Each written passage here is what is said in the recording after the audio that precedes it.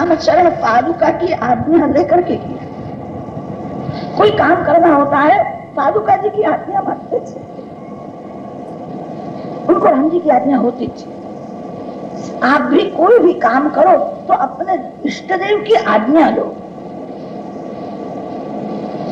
वैष्णव वह है, भक्त वह है जो भगवान के अधीन रहता है, भगवान की आज्ञा बिना एक पांव रखता नहीं। भरत जी का ऐसा नियम है, सायंकाल में पादुका जी का फूल से श्रृंगार करते हैं, पादुका जी में आंख स्थिर कर, सीताराम सीताराम सीताराम सीताराम सीताराम सीताराम सीताराम जप। कभी कभी राम वियोग में भरत जी के प्राण व्याकुल होते थे, राम का दर्शन नहीं होता है, राम वियोग सहन होता नहीं है। कई कहीं तुमने क्या किया, मेरे राम को वनवास दिया, कई कहीं धिक्कार है। राम वियोग में भरत रोने लगे। राम दर्शन की तीव्र इच्छा है, राम दर्शन नहीं होता है, तो भरत जी के प्राण व्याकुल होते हैं, रोने लगते हैं। ऐसे समय में पादुका जी में से श्री सीताराम जी बाहर आते हैं, भरत को समझाते हैं, भरत मैं वन में गया नहीं हूँ, मैं तो घर में हूँ। भक्ति में ऐसी शक्ति है, भक्ति जड़ को चेतन बना दे। चरण पादुका जड़ है, भरत जी का प्रेम कैसा है, प्रेम जड़ को चेतन बना दे। राम दर्शन की जब अतिशय आतुरता होती थी तब पादुका में से श्री राम बाहर आते।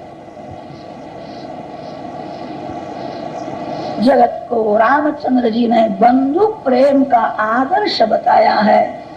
भाई के साथ प्रेम करो, कभी कपट करना नहीं।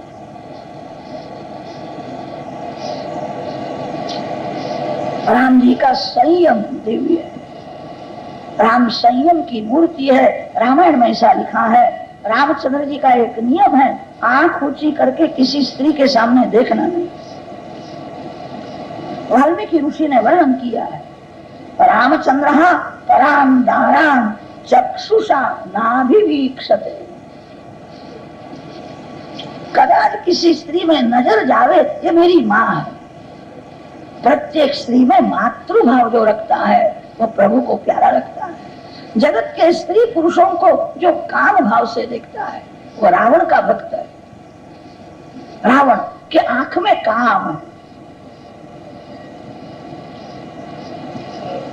रामचंद्र पराम दाराम चक्षुषा नाभिवीक्षते। आंख का संयम, जीभ का संयम, कान का संयम। संयम से बहुत सुख मिलता है, संपत्ति से बहुत कम सुख मिलता है। बड़े बड़े राजा लोग राजमहल छोड़ करके हमारे ऋषियों के आश्रम में जाते।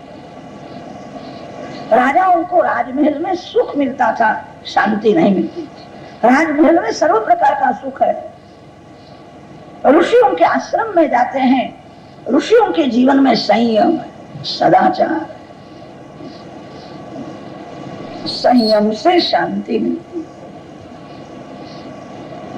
राम जितेंद्रिय है, जो इंद्रियों का दास है वो भगवान की भक्ति क्या करे। जिसको मिठाई खाने में बहुत मजा आती है, जिसको दूसरे की बातें सुनने में मजा आती है, वो भक्ति करता है।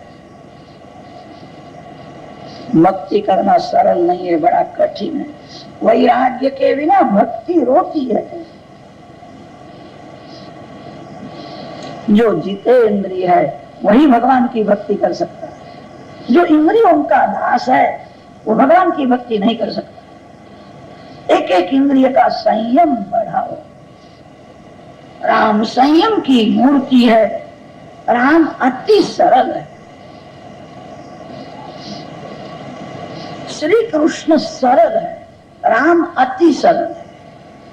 श्री कृष्ण सज्जन के साथ सरल है, दुर्जन के साथ सरल नहीं है। राम सज्जन दुर्जन सर्व के साथ सरल।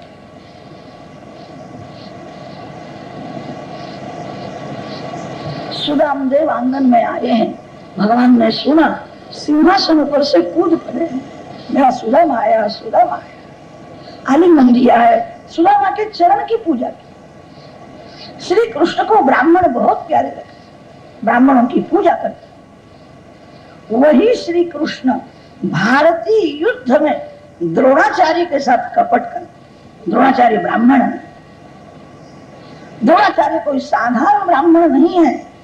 4 वेद 6 शास्त्रों का परिपूर्ण ज्ञान, अग्रतश्च चतुरो वेदाः पृष्ठतः सशरम धनुः, इदं ब्राह्मणम् इदं क्षात्रम शापादपि शरादपि। महान तपस्वी है, महान ज्ञानी द्रोणाचार्य है। श्री कृष्ण द्रोणाचार्य के साथ सरल नहीं है, सुदामा के साथ सरल है। द्रोणाचार्य बड़े ज्ञानी है, तो भी द्रोणाचार्य ने धर्म छोड़ा।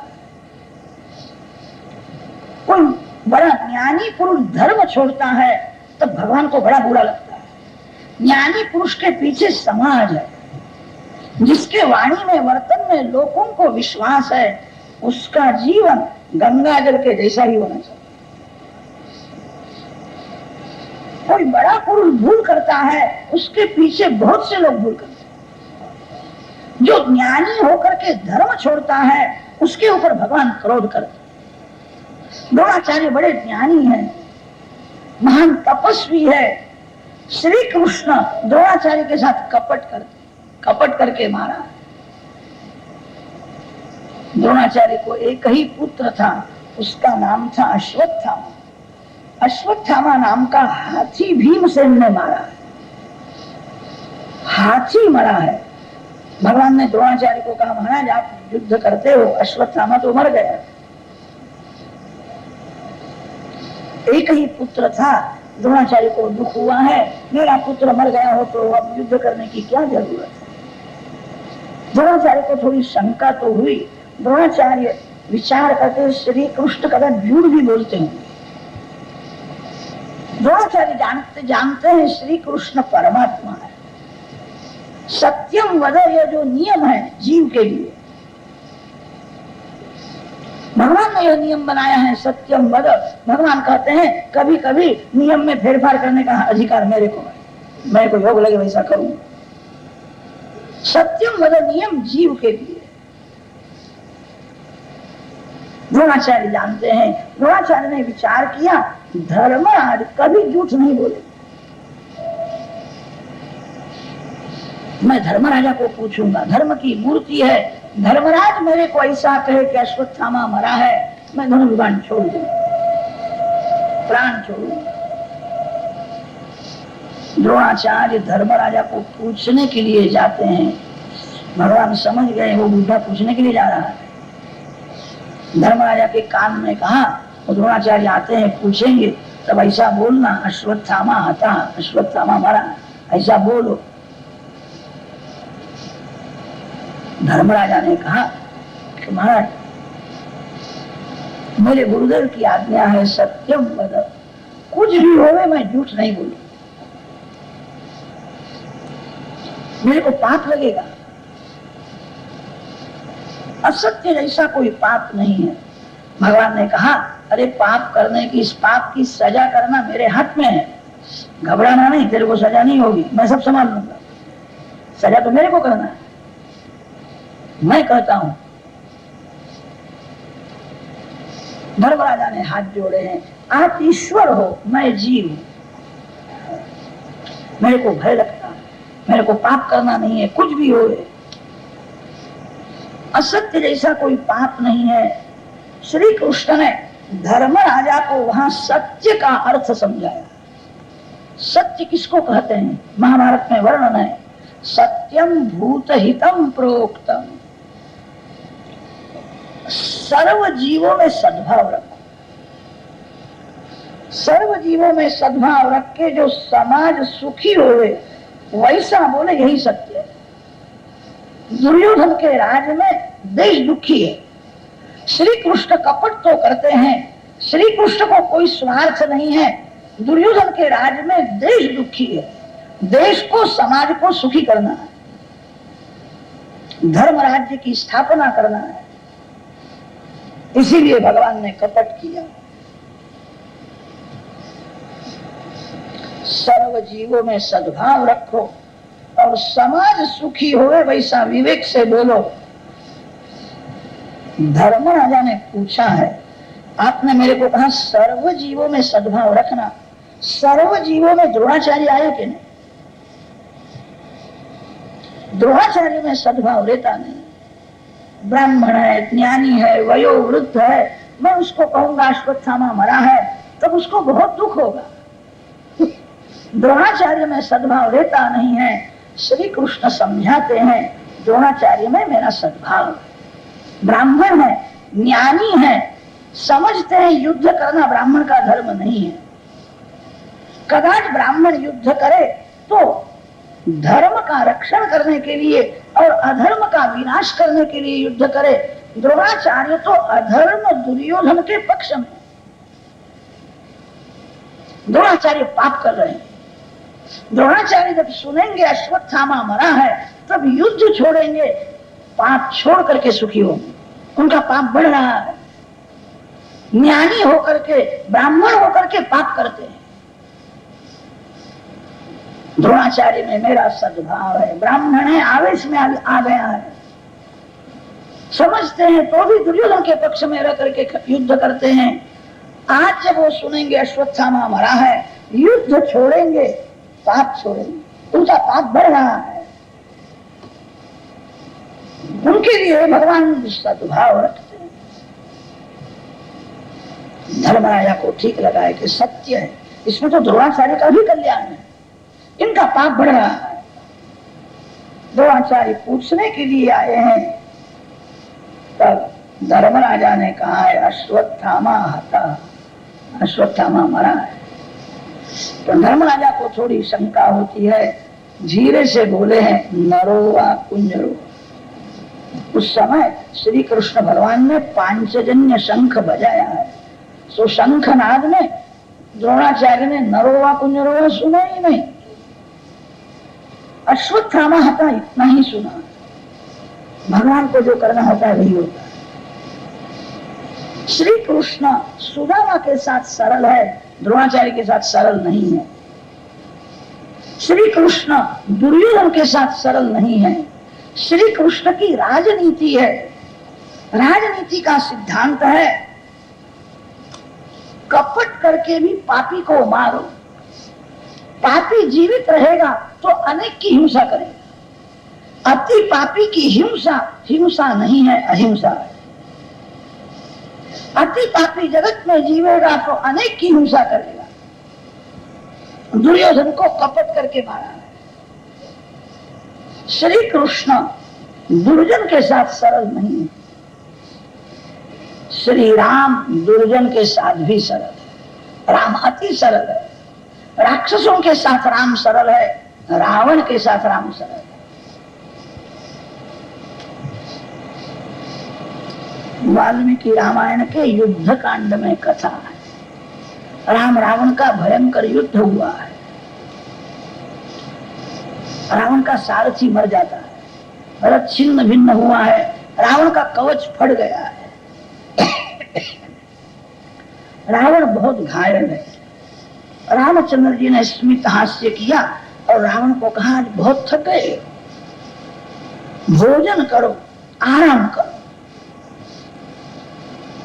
शत्रु को कहते हैं भोजन करो, आराम करो। राजनीति का सिद्धांत है शत्रु जब थक जाता है उसी समय उसको मार डालना चाहिए।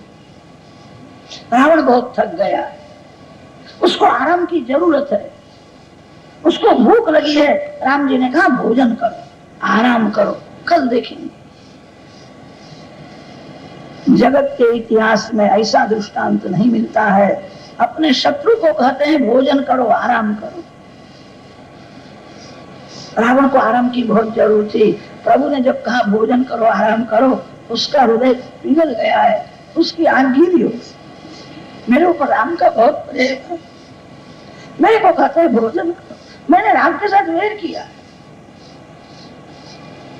रावण को उस दिन ऐसा हुआ, लोग राम की जो प्रशंसा करते हैं बहुत ही कम प्रशंसा कर। मेरे ऊपर उनका कैसा प्रेम, एक क्षण तो उसका हृदय ऐसा पिघल गया, उसके मन में ऐसा भाव हुआ, मैं दौड़ता दौड़ता जाऊं, राम के चरण में साष्टांग। राम के जैसा महान पुरुष मैंने देखा नहीं है, सुना नहीं। राम रावण के साथ भी सरल है, राम राक्षसों के साथ भी सरल है। साधु होना बड़ा कठिन है। वेश से साधु होना कठिन नहीं है, हृदय से साधु होना बड़ा कठिन है। जिसका हृदय सरल है वही साधु है। सरल हृदय में भगवान का प्रवेश होता है। जिसका हृदय बांका है उसके हृदय में भगवान नहीं आते। सरल बनो। कपट करने से हृदय बांका होता है, झूठ बोलने से हृदय बांका होता है। राम अति सरल है।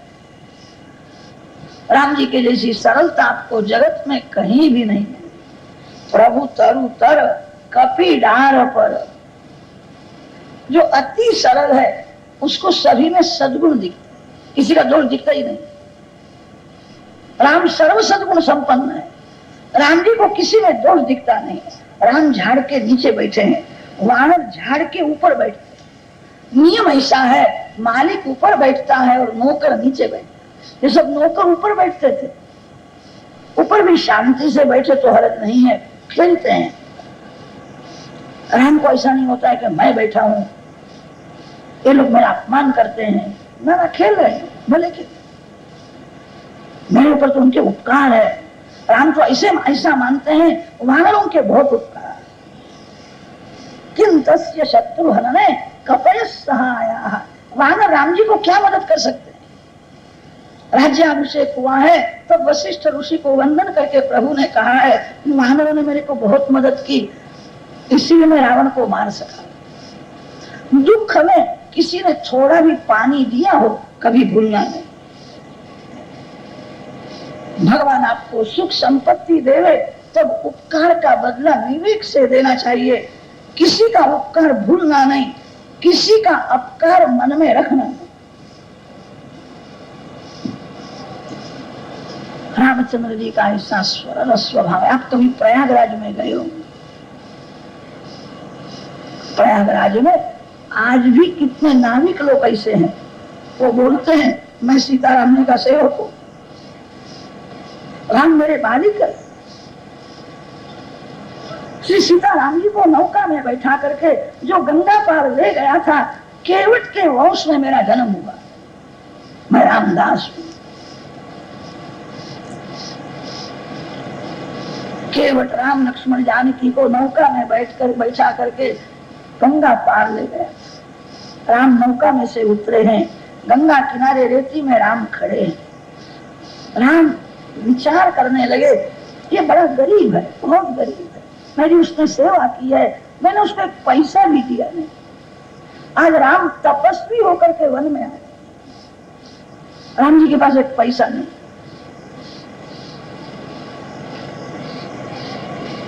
उसको मैंने कुछ भी दिया नहीं, इसने मेरी सेवा की है।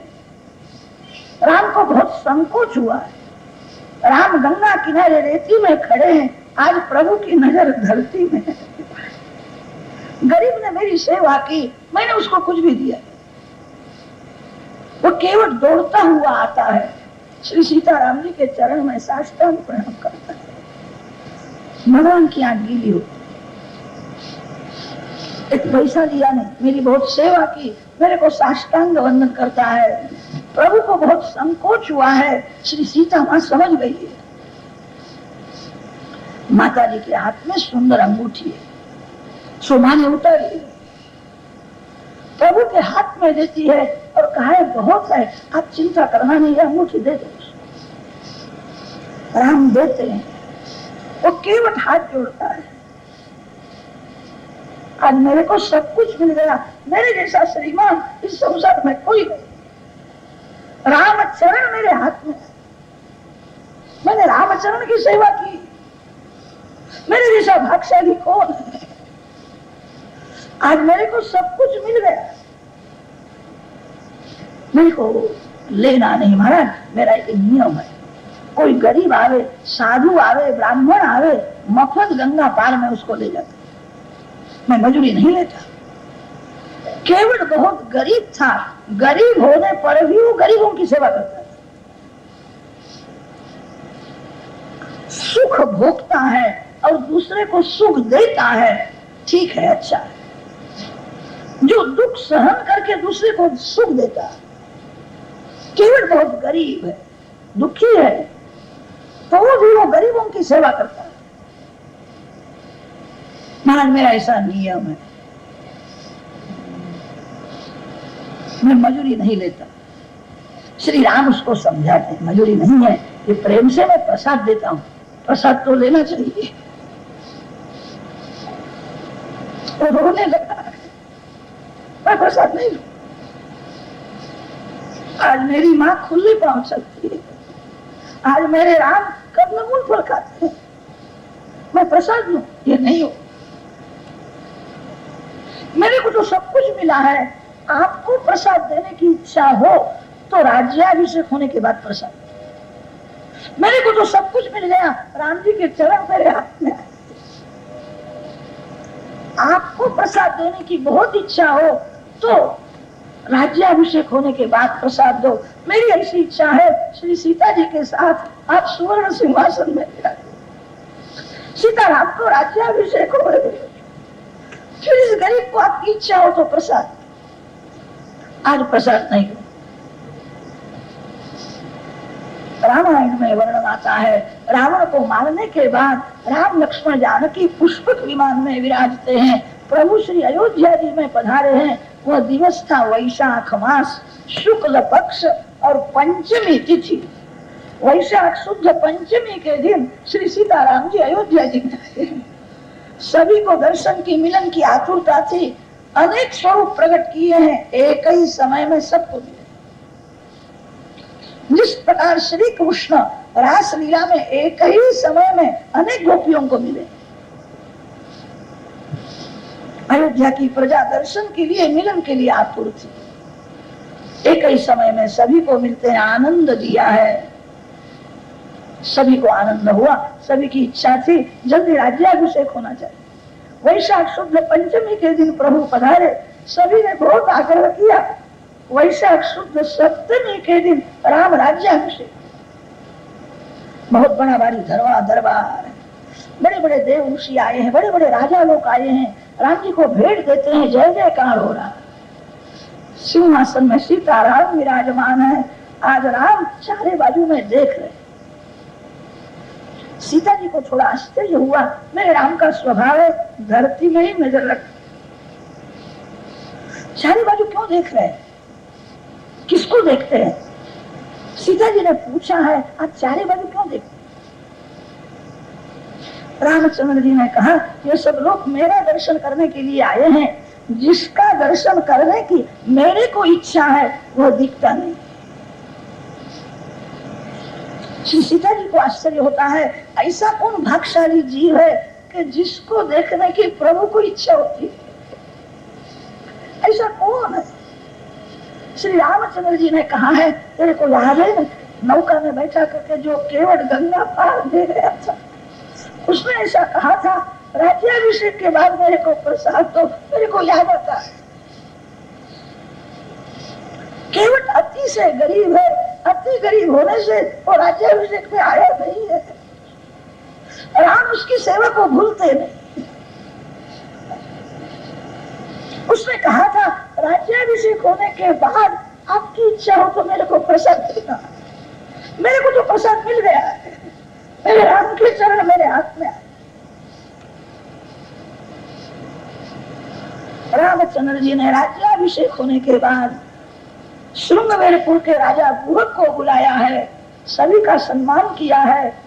बुहक राजा को कहा, तेरे गांव में मैं जब आया था तब जो केवट गंगा पार ले गया, उसने कहा था राज्याभिषेक के बाद प्रसाद देगा, वो दिखता नहीं है, उसको प्रसाद देना। कोई थोड़ी भी सेवा करता है, राम बहुत मानते हैं। राम के जैसे अति उदार सरल कोई मालिक हुआ नहीं है और होगा भी नहीं। उनको अपने सेवक का दोष दिखता ही नहीं है। थोड़ी भी कोई किसी ने सेवा की हो तो राम भूलते नहीं। श्री सीताराम अति सरल है। राजा रानी अति सरल होवे तो प्रजा सुखी हो। राम राज्य में प्रजा अति सुखी है। ऐसा सुख तो स्वर्ग में देवों को भी नहीं। ग्रंथों में तो ऐसा वर्णन आता है, राम राज्य में राम जी की प्रजा को काल नहीं मार सकता। काल आकर के पूछता है, मरने की इच्छा है? जिसको मरने की इच्छा हो उसी को काल पकड़ता है। मृत्युश्च अनिच्छताम नासीत रामे राजन्यधोक्षदो। राम राज्य में जिसको मरने की इच्छा नहीं है उसको काल भी नहीं मार सकता। राम काल के काल है। राम जी की प्रजा को काल पूछता है, मरने की इच्छा हो तो मैं आपको पकड़ूं। राम राज्य में सभी बहुत सुखी है। प्रजा तो अति सुखी है। श्री सीताराम जी ने अति अति दुख सहन किया। जो अति सरल है उसको लोग त्रास देते हैं, अति सरलता का लोग दुरुपयोग करते हैं। श्री सीताराम जी अति सरल है। राम राज्य में प्रजा तो सुखी है। श्री सीताराम जी ने अतिशय दुख सहन किया। श्री सीता जी सगर्भा है। श्री सीता जी ने कहा था, मेरे को वन में घूमने की रहने की इच्छा होती। प्रातः काल में एक सेवक आया और रामचंद्र जी को कहा है, कल रात्रि में मैं अयोध्या में घूमता था, लोग माता जी की निंदा करते। रावण के घर में रही थी, सभी लोग शंका बहुत करते। श्री सीता माँ का जो स्मरण करता है उसका हृदय पवित्र होता है। एक अति अधम पापी जीव था, माँ की निंदा करता है। जो जीव जैसा होता है वैसे भाव से ही जगत को देखता है।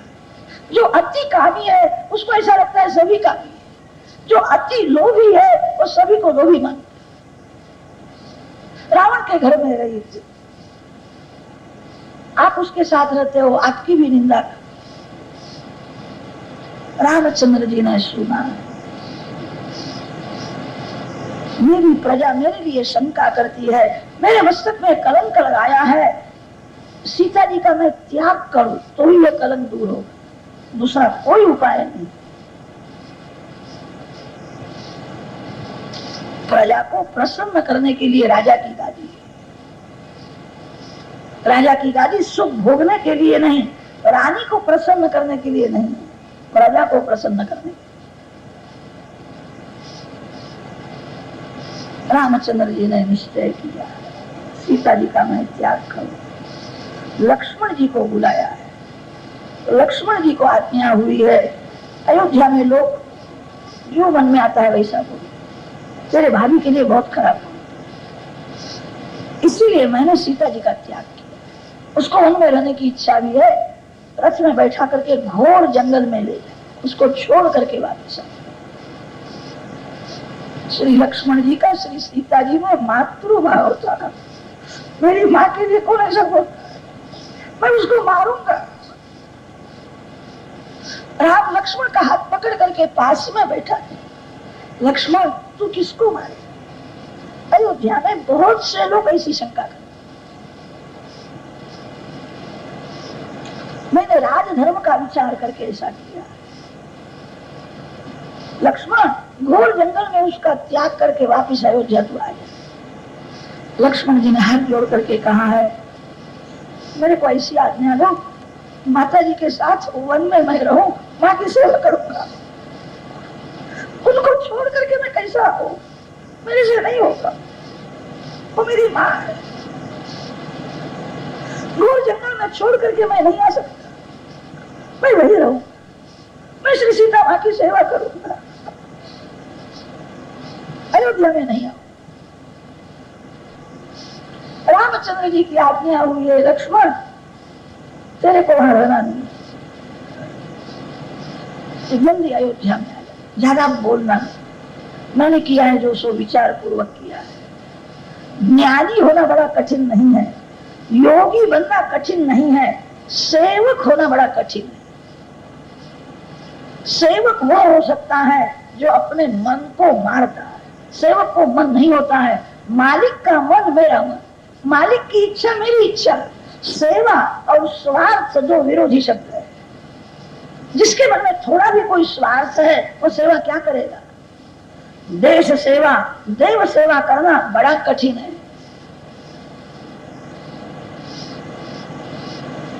सेवक वो हो सकता है जो अपने मन को मारता है। राम जी का मन मेरा मन, राम जी की इच्छा वो मेरी इच्छा। लक्ष्मण जी को यह काम करने की इच्छा नहीं थी। लक्ष्मण जी ने तो ऐसा कहा है कि मेरे से नहीं हो सकता है, आप ये काम दूसरे किसी को कहना। कि लक्ष्मण तेरे को ही करना पड़ेगा, तेरे बिना ये काम दूसरा कोई नहीं कर सकता है। लक्ष्मण मेरी आज्ञा है, अब ज्यादा बोलना नहीं।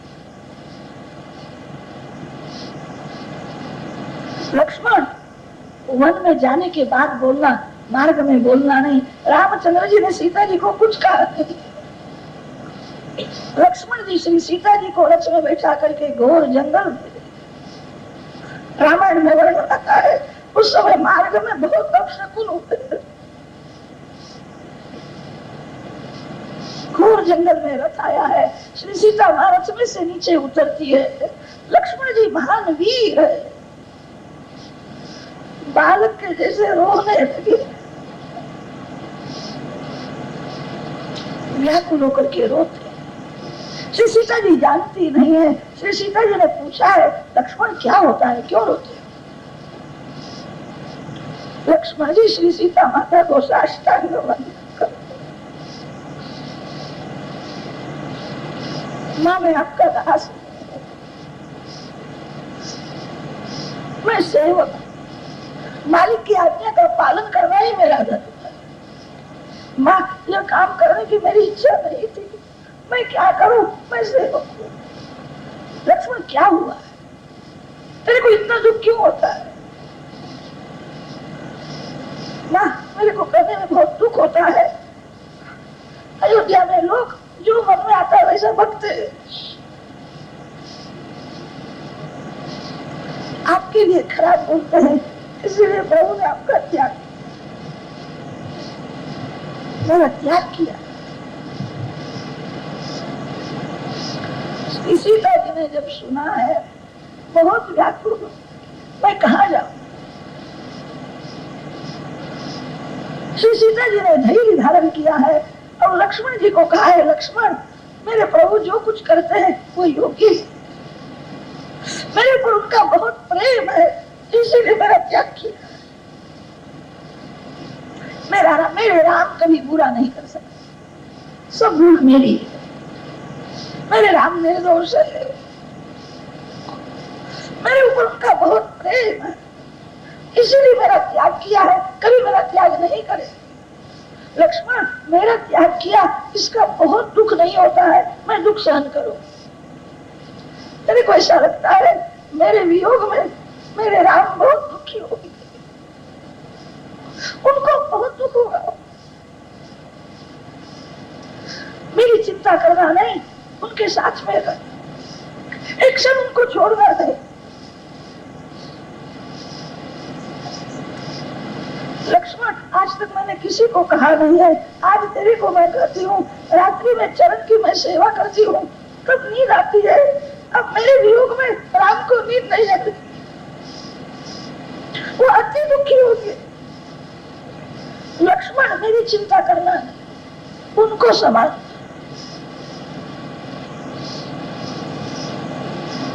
राम वियोग जैसा कोई दुख नहीं है, मैं दुख सहन करूंगी।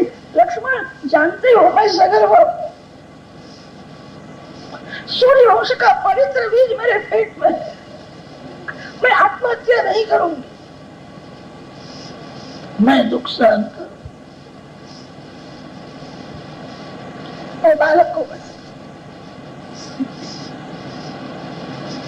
लक्ष्मण जी महाराज महान बुद्धिमान है, वाल्मीकि ऋषि के आश्रम के पास सीता जी को छोड़ा है। श्री सीता जी को वंदन करके कहा है माँ धैर्य रखना, माँ यह पास आपकी सेवा में आएगा, मेरे को यहाँ से जाने की इच्छा नहीं है, मैं क्या करूं? प्रभु की आज्ञा हुई, जल्दी अयोध्या में आना।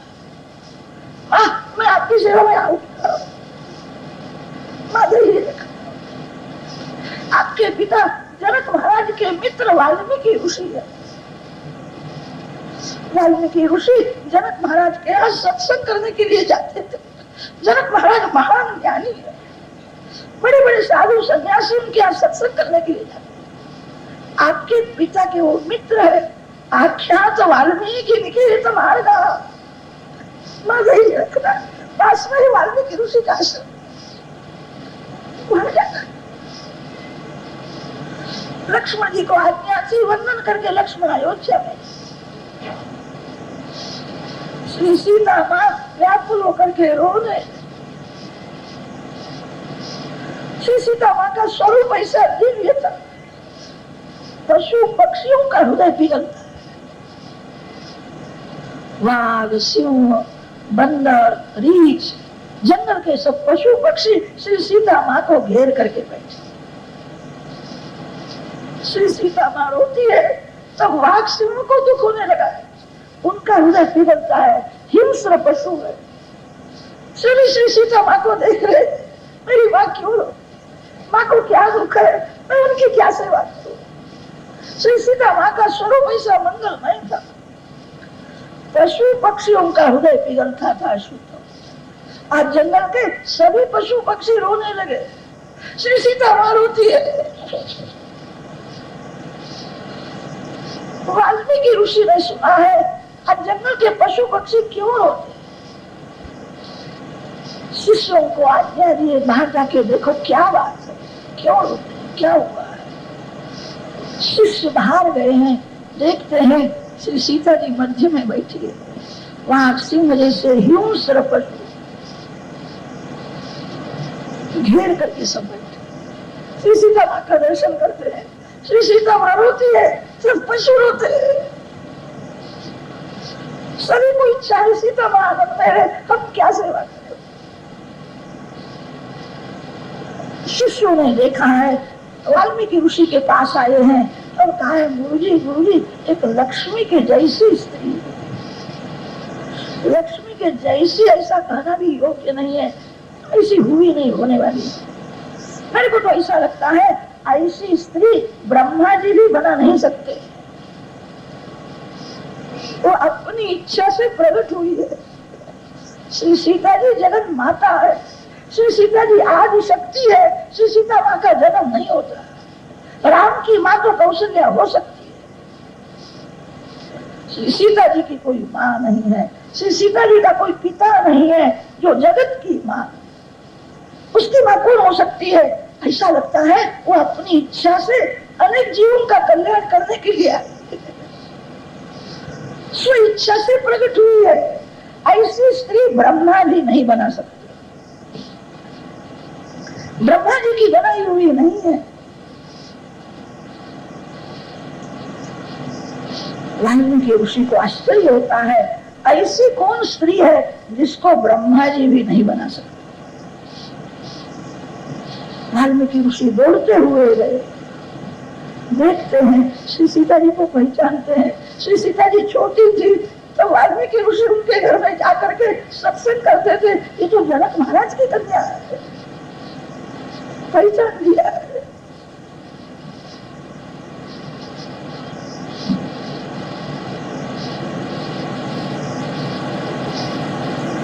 सीता जी को समझाया, तू मेरी कन्या है, मैं सब जानता हूँ, मैं तेरे पिता का मित्र हूँ।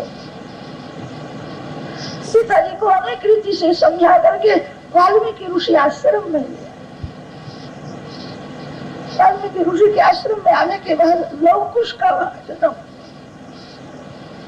चक्रवर्ती सार्वभौम राजा श्री राम है, उनके दो बालकों का जन्म एक ऋषि के आश्रम में हुआ।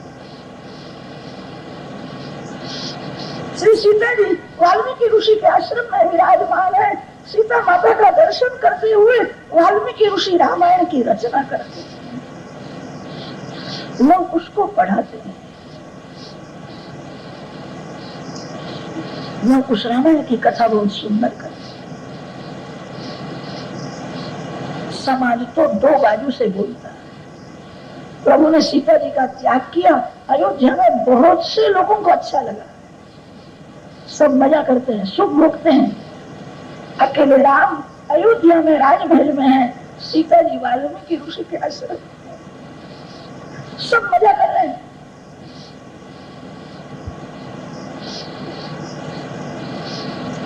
कितने लोगों को अच्छा लगा नहीं, किसी ने आकर के राम जी को ऐसा कहा नहीं है मेरी माँ कहाँ है। श्री सीता माता, अरे तब तक मैं पानी भी नहीं पीऊंगा, मैं अन्न जल का त्याग करके प्राण छोड़ूंगा, जिसके राज में इतना सुख मिला था। किसी ने आकर के ऐसा कहा नहीं। जीव दुष्ट है, जीव स्वार्थी है। राम राज्य में सभी मजा करते हैं। एक पत्नी व्रत धरहा राजर्षि चरित शुचि स्वधर्मं गृहमेधियं शिक्षयन् स्वयं आचरण। एक ब्राह्मण का हृदय व्याकुल। आज दरबार में वशिष्ठ ऋषि को आने में बहुत विलंब हुआ है, अति विलंब से वशिष्ठ ऋषि आए। सभी खड़े हुए। रामचंद्र जी ने गुरुदेव को आसन दिया है, पूजा की। महान ज्ञानी है, महान तपस्वी है, ब्राह्मण होता है। श्री सीता जी के एक एक सद्गुण याद आते, श्री सीता जी का विनय, श्री सीता जी का विवेक, श्री सीता जी की उदारता, श्री सीता जी की सरलता, श्री सीता जी का पातिव्रत, एक एक सद्गुण को याद करके ब्रह्मनिष्ठ महान ऋषि वशिष्ठ रोने लगे। श्री सीता माँ के एक सद्गुण याद आए। वशिष्ठ ऋषि की आंख में आंसू है। राम वंदन करके पूछते, मेरे गुरुदेव को क्या दुख है, आंख में क्यों आंसू? मेरे गुरुदेव की आंख में आंसू आवे, मेरे से सहन नहीं होता। शरीर तो आपका अच्छा है, घर में तो सब कुशल मंगल है। राम पूछते हैं, मेरे को बताओ आपकी मैं क्या सेवा करूं? आपके आंख में आंसू आ रहे, मेरे से सहन नहीं होता, आपको क्या दुख है? वशिष्ठ ऋषि ने कहा है, मेरा शरीर अच्छा, मेरे को सीता जी बहुत याद आती। सीता कहा, सीता जी का त्याग किया, ये बहुत अयोग्य। गुरुदेव के चरण पकड़े, राम गुरुदेव के चरण में वंदन कर। रामचंद्र जी ने कहा है, गुरुदेव का आशीर्वाद है, परिणाम में सब कुछ मंगल होने वाला है, मेरा ऐसा विश्वास। प्रजा को प्रसन्न करना राजा का धर्म है। रामचंद्र जी ने स्त्री धर्म को गौण किया और राज धर्म को महत्व दिया है। लोगों ने मेरे को प्रजा को सुखी करने के लिए राजा बनाया। प्रजा को सुखी करने के लिए राजा अपनी निर्दोष रानी का भी त्याग करे और प्रजा को सुखी करे। रामचंद्र जी ने जगत को दिव्य आदर्श।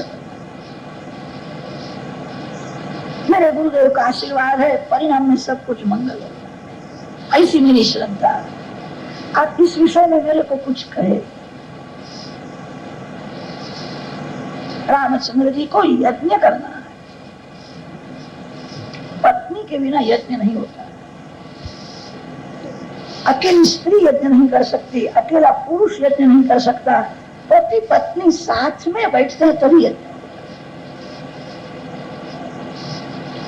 वशिष्ठ जी ने कहा, सीता जी बोलते तो यज्ञ करना ही चाहिए। यज्ञ में देवों की पूजा होती है, देवों को मानो तो देव आपको माने। देव पवन देते हैं, देव प्रकाश देते हैं, देव अन्न जल देते हैं। देवों को मानना चाहिए। देवों को जो मानता है वो देवों की पूजा किए बिना रह सकता ही नहीं। देवों की पूजा करो। हम देवों की पूजा करते हैं, यज्ञ करना है। जगत की प्रत्येक स्त्री मेरी माँ है, प्रत्येक स्त्री में मातृभाव। कभी ऐसा बोलना। रामचंद्र जी का एक पत्नी व्रत। दशरथ महाराज अनेक रानियों के साथ लग्न करते हैं। राम कभी ऐसा बोले नहीं है मेरे पिताजी ने अनेक रानियों के साथ लग्न किया इसीलिए अनर्थ हुआ। पिताजी की भूल राम युक्ति से सुधारते हैं। एक पुरुष एक ही स्त्री के साथ लग्न करे। जगत की प्रत्येक स्त्रियों में मातृभाव रहे। ये सनातन धर्म की मर्यादा है। मन बिगड़ा हुआ है। बिगड़े हुए मन को पवित्र रखने के लिए लग्न है। मन को एक ही ठिकाने स्थिर करने के लिए लग्न है। जिसका मन एक ही स्त्री में है, एक ही पुरुष में जिसका मन है, वह गृहस्थ होने पर भी साधु है। और सुंदर वस्तु देखने में आती है, मन चंचल हो जाता है। मानव का मन भंवरे के जैसा होता है। भंवरा एक फूल को छोड़ करके दूसरे फूल में चला जाता है। चंचल मन को, पापी मन को पवित्र करने के लिए लग्न है। लग्न एक ठिकाने इस मन को स्थिर करने के लिए। जगत की प्रत्येक स्त्री मेरी माँ है। दशरथ महाराज भले अनेक लग्न कर। राम जी है पिताजी की भूल सुधारी है। वेदों में वर्णन है यान्यस्माकं सुचरितानि तानि त्वया उपास्यानि नोइतराणि। 4 वेद 6 शास्त्रों का अध्ययन परिपूर्ण हुआ। विद्यार्थी विद्या पूर्ण करके अब घर में जाता है। गुरुदेव को वंदन करके कहा है अंतिम मेरे को उपदेश। अब मैं घर में जाऊंगा, पैसा कमाऊंगा, मैं लग्न करूंगा। विद्या परिपूर्ण हो गई, मेरे को अंत में कुछ उपदेश करो। वेद मनोचाचार्य अंतेवासिनम अनुशास्ति। वेदाध्ययन परिपूर्ण हुआ है। एष आदेश एष उपदेश, यह अंतिम उपदेश है। बेटा अब तू लग्न करने वाला है, लग्न करना, याद रखना मेरी माँ भगवान है। मातृदेवो भव, पितृदेवो भव, आचार्य देवो भव। मेरे पिता परमात्मा है, मेरी माँ परमात्मा है। माँ का नंबर पहला है, पिता का नंबर दूसरा है और गुरुदेव का नंबर तीसरा है। आचार्य देवो भव। गुरुदेव का अंतिम उपदेश है 12 वर्ष तक मेरे आश्रम में तू रहा है। बेटा जीव मात्र कुछ भूल करता है, मैंने कोई भूल की होगी, मेरी भूल तुमने देखी होगी। 12 वर्ष तू मेरे घर में रहा।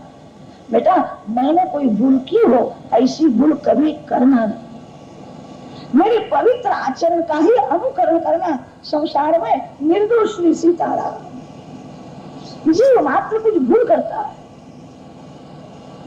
मैंने कोई भूल की हो, मेरे गुरुजी ऐसा करते थे इसलिए मैं करूंगा। बेटा ऐसा विचार नहीं। गुरुजी तंबाकू खाते थे तो चेला जी ने विचार किया हम भी तंबाकू खाएंगे। गुरुजी खाते, गुरुजी भले खाए, शिष्य कभी न खाए। तंबाकू में कली का निवास है। तंबाकू खाने से तन बिगड़ता है, मन बिगड़ता है। तंबाकू में कली का निवास माना है। गुरुदेव कदाच खाते हो तो भले खाए, शिष्य कभी न खाए। मेरे पवित्र आचरण का ही तू अनुकरण कर। कोई मैंने व्यसन किया हो, मैंने कोई पाप किया हो, वैसा पाप बेटा तू कभी करना नहीं। मेरे पवित्र आचरण का ही अनुकरण कर। दशरथ महाराज भले अनेक लग्न करते हैं। राम जी ने पिताजी की भूल सुधार दी है। राम राज्य में नियम हुआ है एक पुरुष एक ही स्त्री के साथ लग्न। जगत की सभी स्त्रियों में मातृभाव रखे।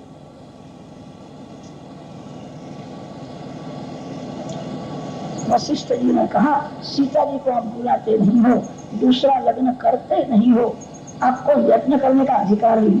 पत्नी के बिना यत्न नहीं होता। श्री रामचंद्र जी ने युक्ति की है, कारीगर को बुलाया।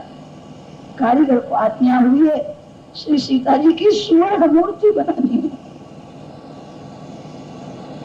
कारीगर ने श्री सीता माँ का अनेक बार दर्शन किया था। उसने बहुत प्रेम से अति सुंदर श्री सीता जी की स्वर्ण मूर्ति बनाई। श्री राम जब यज्ञ करने के लिए बैठते हैं तब श्री सीता जी की स्वर्ण मूर्ति साथ में रखते, यज्ञ करते। वाल्मीकि ऋषि को यज्ञ का निमंत्रण आया था।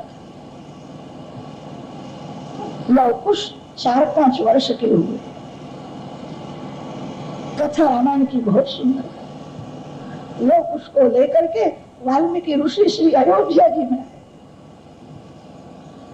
अयोध्या जी के पहाड़ संत निवास में लोग उस वाल्मीकि ऋषि के साथ में रहते थे। यज्ञ का काम परिपूर्ण होने के बाद रात्रि के समय में लोग उस संत निवास में संतों को रामायण की कथा सुनते। बड़े बड़े ज्ञानी ऋषि संत महात्मा कथा सुनने के लिए खरी सी मधुर कथा करते।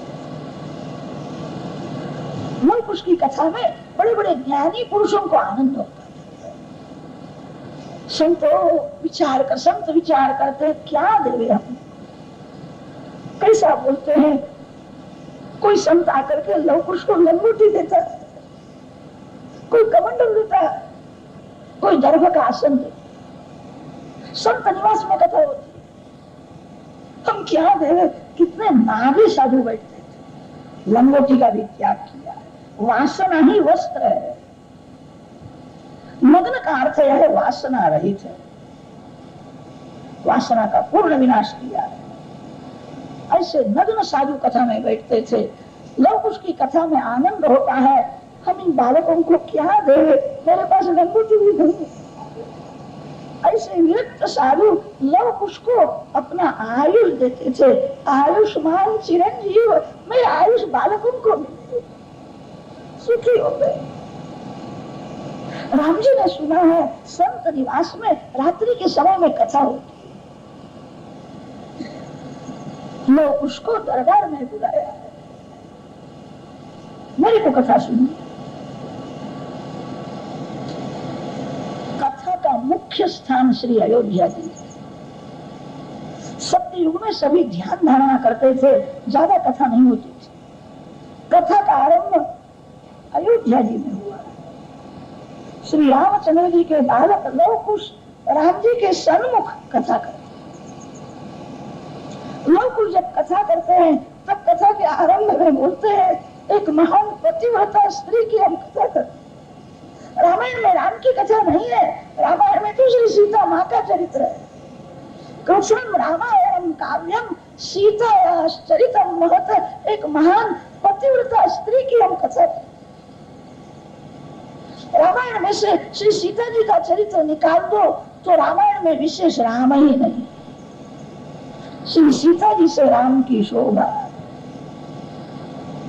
रामायण में सीता जी का चरित्र है। श्री रामचंद्र जी को जब श्री सीता जी का वियोग हुआ है, श्री सीता वियोग में श्री सीता जी के एक एक सद्गुण की कथा सुनते हैं। राम की आंख में आंसू। श्री सीता जी का जब वियोग हुआ तब कथा सुन, अयोध्या की प्रजा कथा सुन। कथा में बहुत आनंद आता। अयोध्या में जो वृद्ध वृद्ध लोग थे, लोग उसको ताकते हैं, कैसे बालक है, कौन है।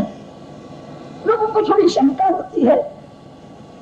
बाल्य अवस्था में राम ऐसे ही दिखते थे, ये राम के बालक है, कैसे सुंदर है, कैसा बोलते हैं। राम छोटे थे तो राम ऐसे ही। रामचंद्र जी ने कथा सुनी है, लक्ष्मण जी के साथ बातें करते हैं। लक्ष्मण, मैं कथा में बहुत आनंद आता है। बालकों को देखने में तृप्ति होती नहीं है, मेरा हृदय पिघलता है। लक्ष्मण, कभी कभी ऐसा प्रेम होता है, बालकों को मैं छाती के साथ लगा, कैसा बोलते। कथा में बहुत आनंद। लक्ष्मण, इनका सम्मान करना। मैंने उनकी कथा सुनी, सुंदर वस्त्र आभूषण मंगाए। आज सभा में लोग उसका सम्मान हो। लोग उसने कहा है, हमारे गुरुदेव की ऐसी आज्ञा है, कथा करो, कोई कुछ देवे से लेना नहीं, हम लेते नहीं। हम वन में रह करके तपस्या करते हैं, हम तो अन्न भी नहीं खाते, हम फलाहारी। 5 वर्ष के बालक बोलते हैं हम फलाहारी, हम अन्न नहीं खाते, हम वन में तपस्या करते हैं। ऐसे वस्त्र आभूषण तो विलासी राजा लोग पहनते, हम तपस्वी है। रामचंद्र जी ने सुना कैसा बोल कि अन्न भी नहीं लेते।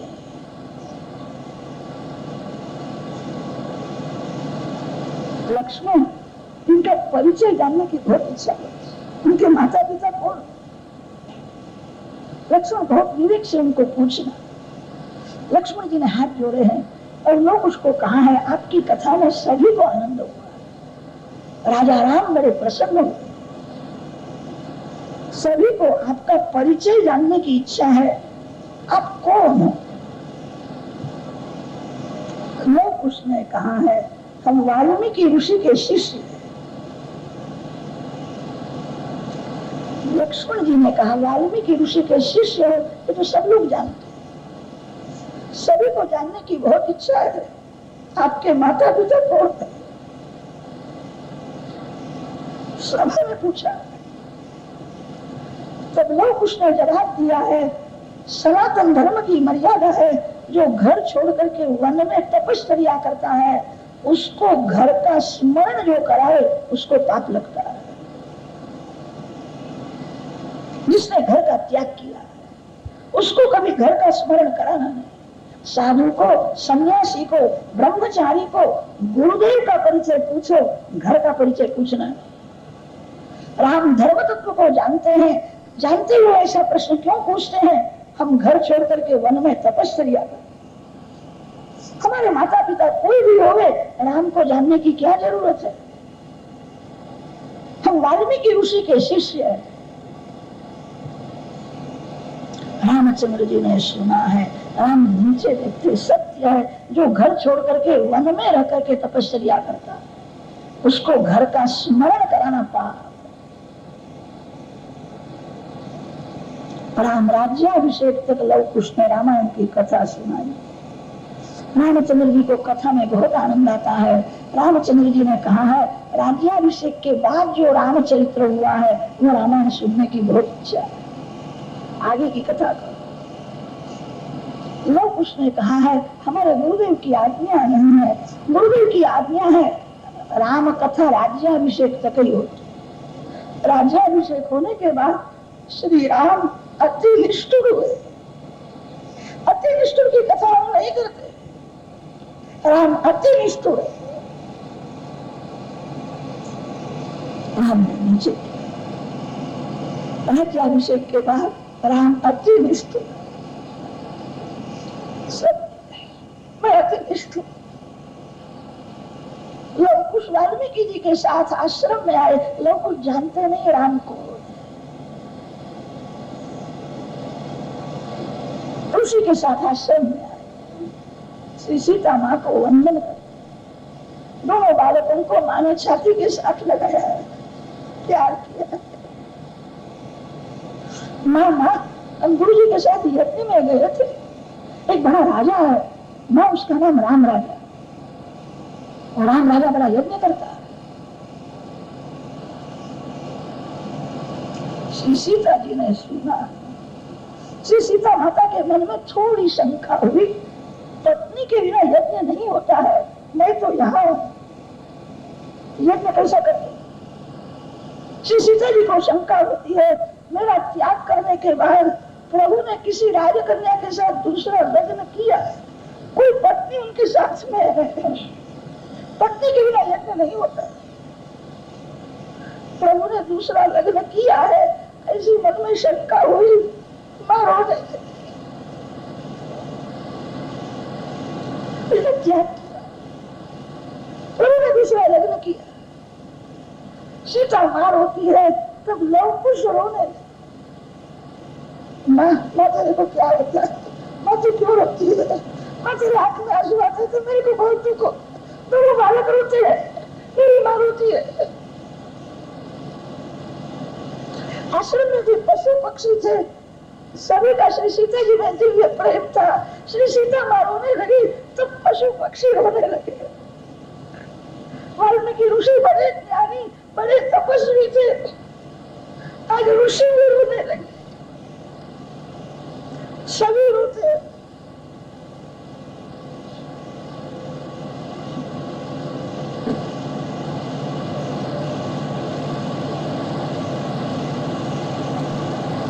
वाल्मीकि ऋषि ने धैर्य धारण किया। लोग उसको समझाते हैं, तुमने देखा है राजा राम सीता जी की सुवर्ण मूर्ति साथ में रखते हैं, क्यों बोलते हैं? ऐसा बोलो, सीता जी की सुवर्ण मूर्ति बनाई, वो सुवर्ण मूर्ति को साथ में लेकर के तुमने देखा? लोग उसने कहा है माँ माँ, वो राजा राम जो है, वो राम जब यज्ञ करने के लिए बैठते हैं तब एक सोने की मूर्ति साथ में रखते। माँ वो मूर्ति बराबर तेरी जैसी लगती। मेरे को तो ऐसा हुआ, मेरी माँ राजा राम के साथ में बैठी।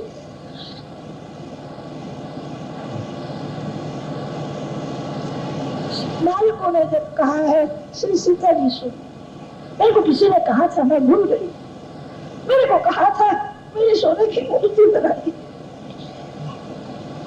मेरा सभी श्रृंगार, मेरे अलंकार प्रभु अपने हाथ से उस सुवर्ण मूर्ति को पहनाते हैं। सुवर्ण मूर्ति सीता जी को श्रृंगार देते और यज्ञ करने के लिए बैठते हैं तब सीता जी की सुवर्ण मूर्ति साथ में। प्रभु ने मेरा त्याग नहीं किया, राजा ने रानी का त्याग किया है। रामचंद्र जी ने श्री सीता जी का त्याग कभी किया नहीं। श्री सीताराम तो साथ में ही रहते, श्री सीताराम का कभी वियोग नहीं होता। ये तो प्रजा को समझाने के लिए राजा ने रानी का त्याग किया, राम जी ने सीता जी का त्याग नहीं किया। उनका नित्य संयोग है, वो कभी अलग नहीं हो सकते। श्री सीताराम अति सरल है, इसीलिए राम राज्य में प्रजा को अति सुख मिला।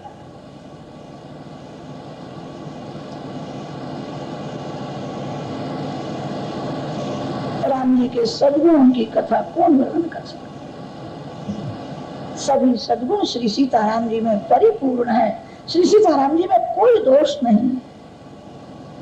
राम जी की उत्तम सेवा तो यह है, राम जी का एक एक सद्गुण अपने जीवन में उतारो।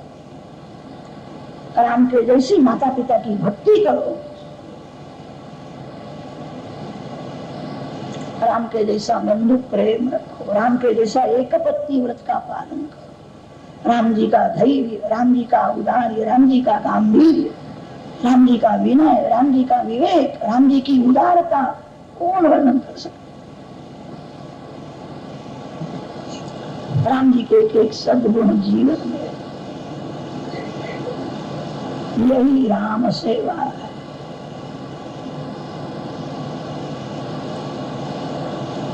राम लक्ष्मण भरत शत्रुघ्न चारे भैया बड़े होते हैं।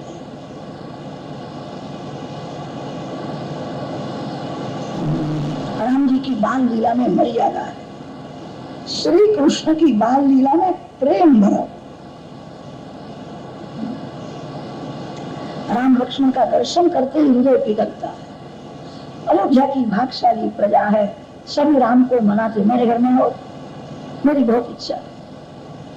राम माता पिता की आज्ञा में रहते। श्री राम बोलते हैं मैं स्वतंत्र नहीं हूँ, मैं मेरे माता पिता की आज्ञा में। मेरी माँ को कहना, मेरी माँ मेरे को आज्ञा दे तो मैं आपके घर में आऊँ। कौशल्या माँ को सब वंदन, कौशल्या माँ को बनाते हैं, आप आज्ञा दो तुम राम आवे। कौशल्या माँ आज्ञा दे तो राम उसके घर में जाए। बाल कृष्णलाल किसी को ऐसा नहीं कहते थे कि यशोदा माँ को कहना, यशोदा माँ मेरे को आज्ञा देवे तब मैं आपके घर में आऊँ। बाल कृष्णलाल विचार करते हैं मेरे को कौन आज्ञा देवे, मैं मालिक हूँ, मालिक को कौन आज्ञा दे सकता? श्री कृष्ण सभी के घर में नहीं जाते हैं, जिस घर के वो मालिक है उसी घर में जाते। आपके घर में भगवान विराजे ऐसी इच्छा हो तो घर में सेवक बन करके रहो, कभी मालिक बनना नहीं। मालिक भगवान, घर में जो कुछ है वो भगवान का है, भगवान ने कृपा करके मेरे को दिया है। घर में जो अपने को सेवक समझ करके भक्ति करता है उस घर में प्रभु आते हैं। सभी के घर में भगवान नहीं जाते, जिस घर के वो मालिक है उसी घर में जाते। मालिक को कौन आज्ञा दे सकता? श्री कृष्ण की लीला में प्रेम भरा हुआ। रामचंद्र जी की लीला में मर्यादा है। मर्यादा पुरुषोत्तम प्रथम आते हैं।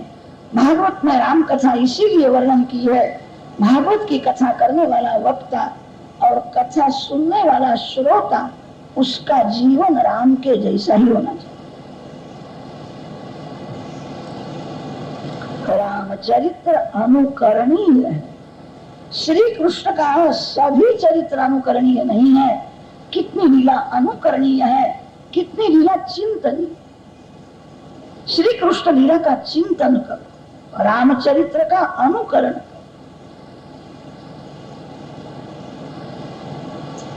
राम लक्ष्मण भरत शत्रुघ्न चारे भाई वशिष्ठ ऋषि के यहाँ पढ़ने के लिए जाते।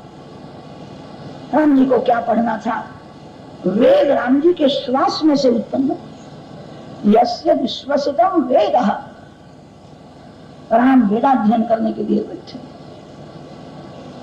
अल्पकाल सर्व विद्या पाई, थोड़े दिवसों में विद्या परिपूर्ण हुई है। विद्या उसको कहते हैं जो वासना का विनाश करती है। कोई विद्या वासना को जो बढ़ाती है वह विद्या नहीं है, अविद्या। विद्या वह है जो विवेक देती है, जो वैराग्य देती है। विद्या वह है जो जन्म मरण के त्रास में से छुड़ाती है।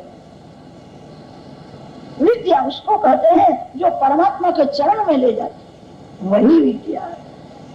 योग वासिष्ठ में वर्णन आता है, रामचंद्र जी को वैराग हुआ। योग वासिष्ठ का वैराग प्रकरण अति दिव्य। वैराग से ही ज्ञान भक्ति में दृढ़ता। राजमहल में सर्व प्रकार का सुख है। राम विचार करते हैं यह सुख क्षणिक है, यह सुख परिणाम में दुख देने वाला है। ऐसा क्षणिक सुख मैंने बहुत भोगा है। शांति कहानी। रामचंद्र जी को राजमहल में वैराग हुआ। गीता जी का जो प्रथम अध्याय है उसका नाम है अर्जुन विषाद योग। अर्जुन को वैराग नहीं है, अर्जुन को विषाद है। युद्ध भूमि में अर्जुन का हृदय पिघलता है, ममता होती है, कौरव मेरे भाई है, इनको मारने से मेरे को क्या लाभ। युद्ध करने के लिए अर्जुन तैयार हुए। कौरवों को देख करके ममता हुई है। अर्जुन को वैराग नहीं है, अर्जुन को विषाद है, दुख होता है। मैं अपने भाइयों के साथ युद्ध करने के लिए तैयार हूं, भाइयों को मारने से मेरे को क्या लाभ है।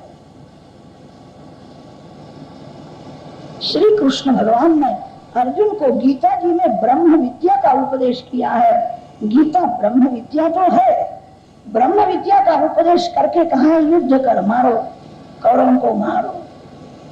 ब्रह्म विद्या का यह फल है जो ब्रह्म ज्ञानी होता है वो मारामारी करता है। ब्रह्म ज्ञान होने के बाद युद्ध कैसे कर सकता है? गीता ब्रह्म विद्या है। प्रत्येक अध्याय के समाप्ति में लिखा है ब्रह्म विद्यासु उपनिषत्सु। श्री कृष्ण भगवान ने अर्जुन को ब्रह्म विद्या का उपदेश तो किया। ब्रह्म विद्या का उपदेश करने के बाद कहा अब युद्ध करो, मारो। ब्रह्म ज्ञान का यह फल है, जिसको ज्ञान होता है वो मारता है, युद्ध करता है। तो ज्ञानी और मूर्ख में क्या अंतर है? मूर्ख मारता है, मूर्ख युद्ध करता है। अर्जुन को गीता जी का उपदेश करने के बाद भगवान ने युद्ध करने की आज्ञा दी है। अर्जुन में वैराग नहीं है, अर्जुन में विषाद है। वैराग्य पात्र में ही ज्ञान टिकता है। राम को विषाद नहीं है, राम को वैराग है। राजमहल में सर्व प्रकार का सुख है। राम विचार करते हैं यह सुख क्षणिक है, यह सुख परिणाम में दुख देने वाला है। खोटा सुख मैंने भोगा, सच्चा सुख कहाँ है उसका मैंने विचार नहीं किया। अर्जुन को कौरवों में ममता हुई थी, इसीलिए ब्रह्म ज्ञान का उपदेश किया है। अर्जुन को भगवान ने कहा कौरव तेरे नहीं है, धर्म तेरा। गीता जी का आरंभ धर्म क्षेत्र शब्द से हुआ। धर्म क्षेत्र कुरुक्षेत्र समवेताः युत्सवः। गीता जी की समाप्ति होती है यत्र योगेश्वरः कृष्णः यत्र पार्थो धनुर्धरः तत्र श्री विजयो भूतिः ध्रुवा नीतिः मतिः मम धर्म क्षेत्रे मतिर्मम। गीता जी का प्रथम शब्द है धर्म, अंत में शब्द है मम। मम और धर्म दो शब्द में गीता जी है। अर्जुन कहता है कौरव मेरे हैं, भगवान कहते हैं अरे तन भी तेरा नहीं है तो कौरव तेरे कैसे हो? धर्म तेरा है। युद्ध करना क्षत्रिय का धर्म है, युद्ध कर। अर्जुन में वैराग न होने से भगवान ने उसको युद्ध करने की आज्ञा दी। अर्जुन में वैराग होता तो भगवान युद्ध करने की आज्ञा नहीं देते। वैराग पात्र में ही ज्ञान टिकता। राम को विषाद नहीं है, राम को वैराग है। राजमहल में सर्व प्रकार का सुख है, राम को वह सुख तुच्छ लगता है। नित्य आनंदमय परमात्मा है। वशिष्ठ ऋषि ने योग वासिष्ठ का उपदेश किया है। अंतस्त्यागी बहिस्संगी लोके विहर राघव अंतरेको बहिर्नाना लोके विहर राघव। राजमहल छोड़ करके कहां जाओगे? संसार में सच्चा सुख नहीं है ऐसा समझ करके संसार में रहना। संसार का सभी सुख कच्चा है, परिणाम में दुख देने वाला है। राजमहल छोड़ करके वन में जाओ तो वहां भी झोपड़ी की जरूरत पड़ेगी, अच्छे वस्त्र न पहनो तो रंगोटी की जरूरत पड़ेगी। त्याग किसका करना है? ईश्वर के बिना सब दुख रूप है। यह समझ करके संसार में रहना। वशिष्ठ ऋषि ने अनेक दृष्टांत देकर के उपदेश दिया है। वैराग्य होवे तभी ज्ञान टिकता है। साधारण माने योग वासिष्ठ ग्रंथ वाचे अच्छा नहीं, कहीं कहीं ज्ञान का वर्णन बहुत किया है, ज्ञान कचता नहीं। वैराग्य न हो और ज्ञान की बातें करे तो मानव धर्म छोड़ता है, भक्ति छोड़ता है, उच्छृंखल हो जाता है। वैराग्य को दृढ़ कर भगवान के बिना परिणाम में सब दुख ही देने वाला ऐसा सिद्धांत बुद्धि में ठस जाए तो वहां ज्ञान टिकता है। राम 16 वर्ष के हुए, विश्वामित्र जी वहां आए। विश्वामित्र जी के यज्ञ में राक्षस विघ्न करते हैं। विश्वामित्र जी श्री अयोध्या जी में आए हैं, सरयू गंगा को वंदन किया है, सरयू जी में स्नान करते हैं। किसी भी तीर्थ में जाओ प्रथम तीर्थ देव को वंदन करो, स्नान करो। तीर्थ में जो रहता है और तीर्थ देव को वंदन नहीं करता, तीर्थ में जो स्नान नहीं करता वो तीर्थ देवों का अपमान करता। आप सब भाग्यशाली हो, गंगा किनारे रहते, गंगा माँ को वंदन करो, गंगा जी में स्नान करो। गंगा जी पानी नहीं है, तुलसी जी झाड़ नहीं है,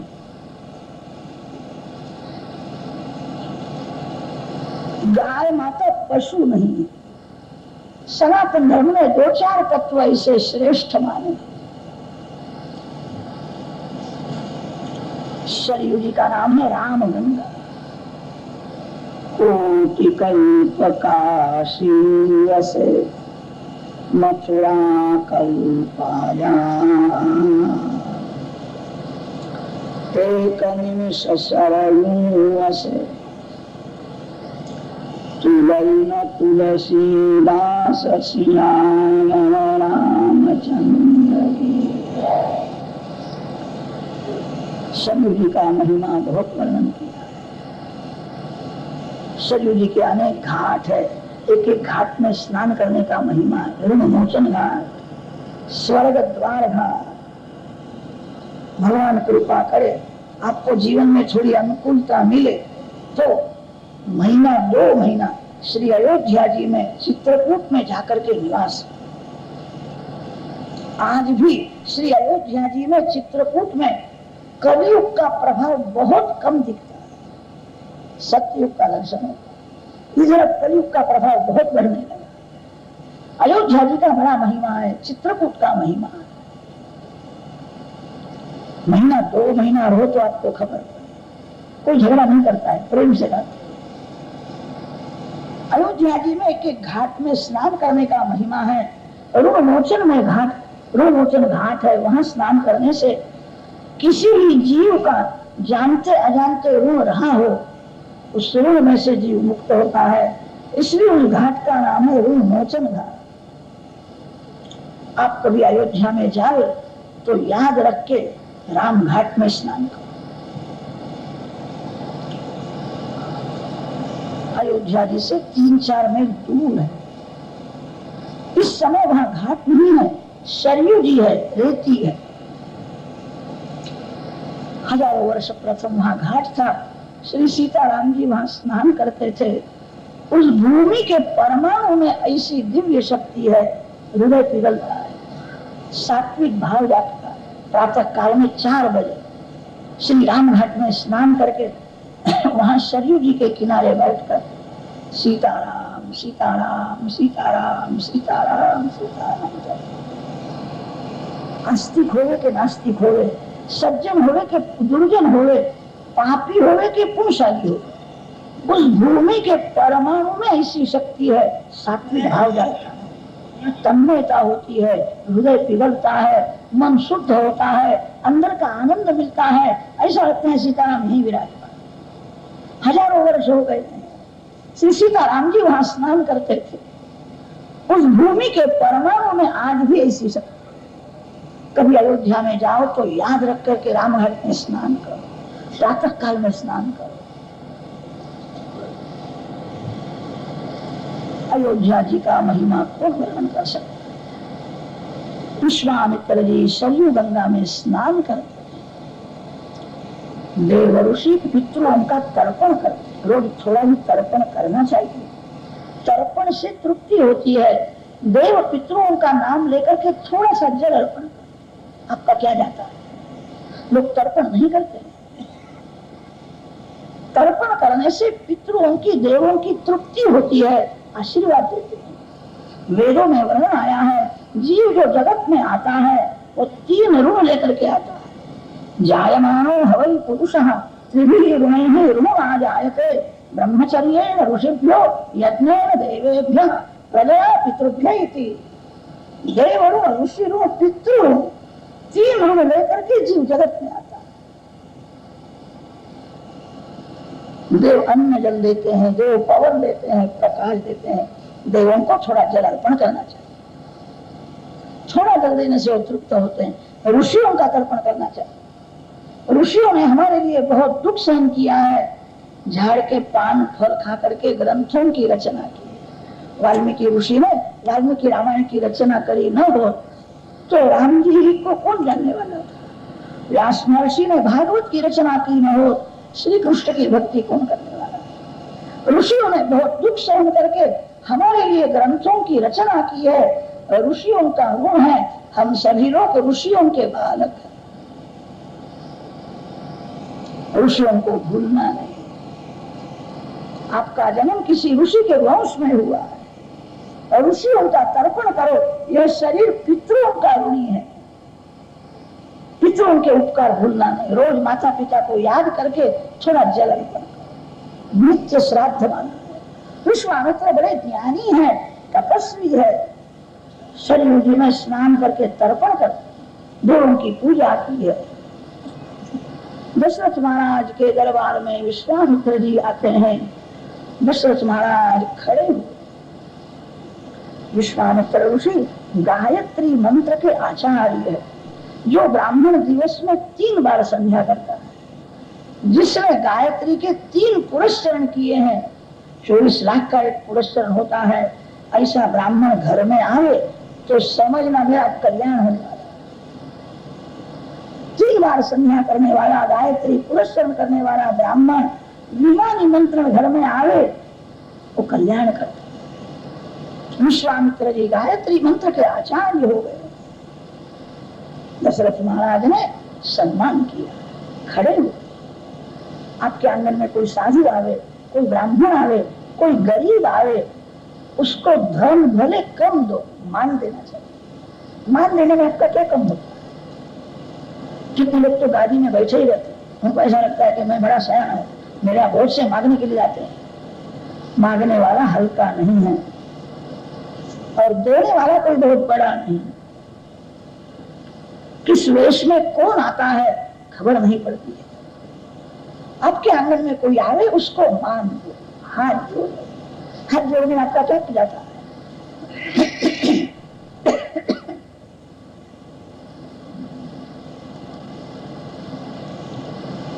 दशरथ महाराज खड़े हुए विश्वामित्र जी की पूजा करते हैं। दशरथ महाराज ने वंदन करके कहा है, मेरे दादा रघु राजा बड़े पुण्यशाली थे, उनके पुण्य प्रताप से आप आए। रघुकुल सुकृतम ज्योतयति आगमस्ते। मेरे दादा ने सर्वदक्षिण यज्ञ किया था, उनके पुण्य प्रताप से आप आए, मैं आपकी क्या सेवा करूं? विश्वामित्र जी ने कहा है, मेरे यज्ञ में राक्षस विघ्न करते हैं, राम लक्ष्मण मेरे को दे दे, मेरे यज्ञ का रक्षण करें। राम मांगते हैं। दशरथ महाराज का हृदय भर गया, आंख में आंसू आ। राम भी वो सहन नहीं कर सकते।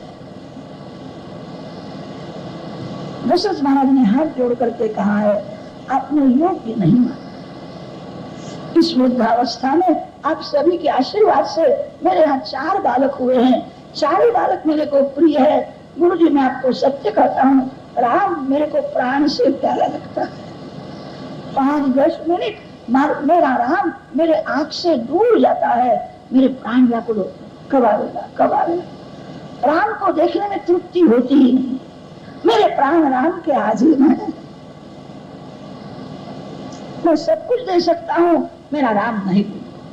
राम दे तो नहीं बने गुस्सा। गुरु जी मेरे राम के जैसा पुत्र हुआ नहीं है और होने वाला भी। दिवस में 2 बार मेरे को साष्टांग वंदन करता, हाथ जोड़ करके कहता, पिताजी मैं आपकी क्या सेवा करूं? पुत्र रोज पिता की सेवा करे, वंदन करे, पिता का हृदय कभी पिघल जावे, पिघले हुए हृदय में से आशीर्वाद निकलता। आशीर्वाद मांगने से नहीं मिलता है। राम जैसा पुत्र हुआ नहीं, राम जैसा पुत्र हुआ नहीं, ये बात सच्ची है। दशरथ के जैसा कोई पिता भी हुआ, उनका प्रेम सच्चा था। राम वन में जाने के बाद वो जीवित रह सके। कौशल्या को बार बार कहते थे, राम जहां हो वहां मेरे को ले जाओ, राम को देखना है। हाँ रघुनंदन प्राण प्रीते तुम बिनु जियत बहुत दिन। राम वियोग में मैं बहुत दिन तक जीवित रहा। राम का सरल स्वभाव, राम के एक सद्गुण याद है। मैंने उसको कहा था मैं राज्याभिषेक करूंगा, एक स्त्री के कहने से मैंने उसको वनवास दिया हो। मेरे राम को जरा भी बुरा लगा नहीं, मेरे को वंदन करता, मेरे को समझाता था, पिताजी धैर्य रखो राम आवे।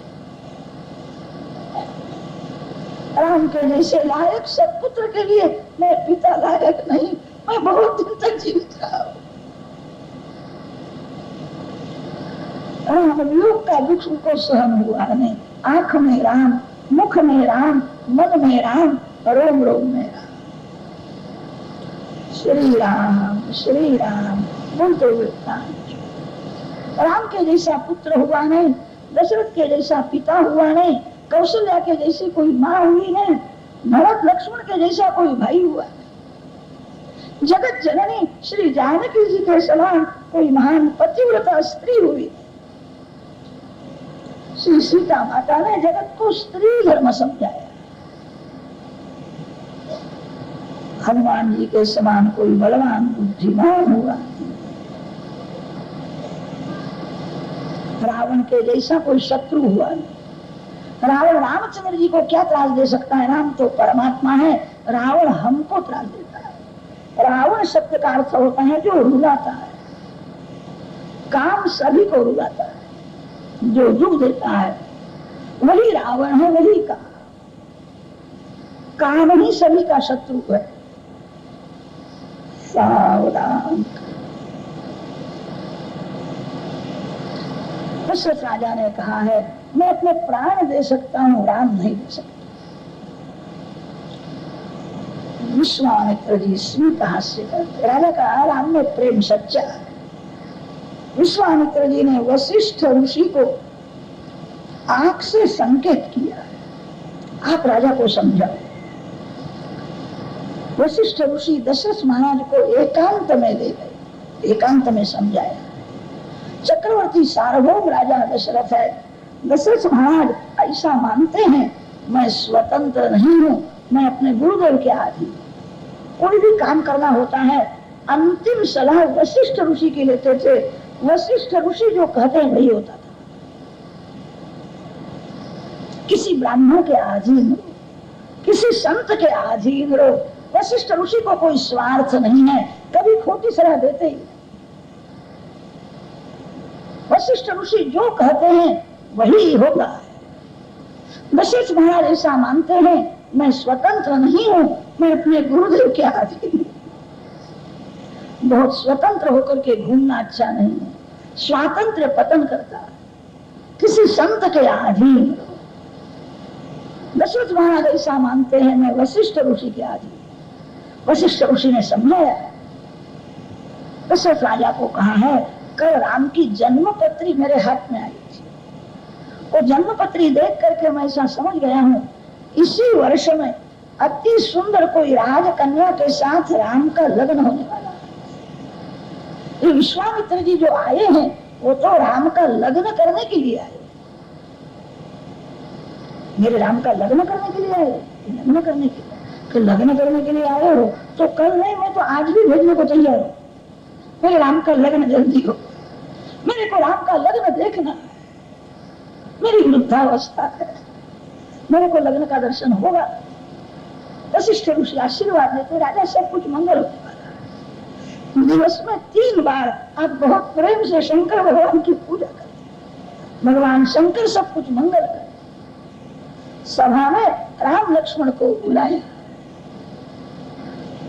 विनय की मूर्ति श्री राम है, हाथ जोड़ करके खड़े। पिताजी मैं आपकी क्या सेवा करूं? दशरथ राजा ने कहा है, ये विश्वामित्र जी के यज्ञ का रक्षण करना है, आप करोगे? कि पिताजी आप जो आज्ञा दो सो मैं करूं। राम लक्ष्मण कौशल्या माता को वंदन करने के लिए आए। लक्ष्मण जी ने सब कथा सुनाई है, पिताजी की आज्ञा हुई है। विश्वामित्र जी की आप सेवा करो, हम आशीर्वाद लेने के लिए आए, हमको आज्ञा दो। कौशल्या मां ने कहा, पिताजी की जो आज्ञा वही मेरी आज्ञा। पिताजी प्रसन्न हुए वैसा। कौशल्या मां ने विचार किया, मेरा राम अब यौवन में प्रवेश कर, इसी समय में सत्संग की जरूरत है। यौवन काल में सभी की बुद्धि बिगड़ जाती है। बाल्य अवस्था में कदाच सत्संग न होवे तो हर्ज नहीं है। माता पिता का छत्र है, माता पिता अपने बालक को समझा करके पाप करने से रोकते हैं। माता पिता पाप नहीं होने देते। वृद्धावस्था में शरीर दुर्बल होता है, तब थोड़ी अक्कल आती है। शरीर दुर्बल होने पर मानव पाप नहीं करता, एक भक्ति करता है। वृद्धावस्था में सत्संग न होवे तो हर्ज नहीं है, शरीर दुर्बल है। वृद्धावस्था में सत्संग न मिले तो हर्ज नहीं।